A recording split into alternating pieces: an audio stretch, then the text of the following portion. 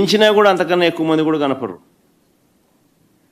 40 మందితో నువ్వు 40,000 మంది జరిగే ప్రోగ్రాం మీద రాళ్ళు వేయాలని ప్రయత్నం చేస్తావు.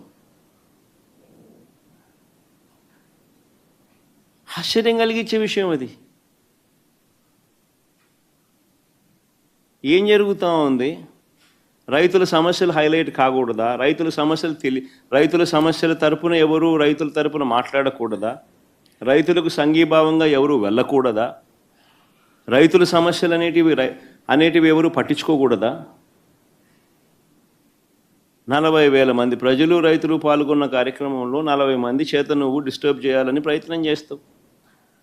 ప్రయత్నం చేసి ఇంకా రైతులు ప్రజలు సమన్వయం పాటించారు కాబట్టి 40,000 మంది 40 మంది మీద పడలా. ఒకవేళ పడుంటే పరిస్థితులు ఏ మాదిరిగా ఉండేదో నేను చెప్పాల్సిన అవసరం లేదు. ఎవరైనా ఊహించుకో.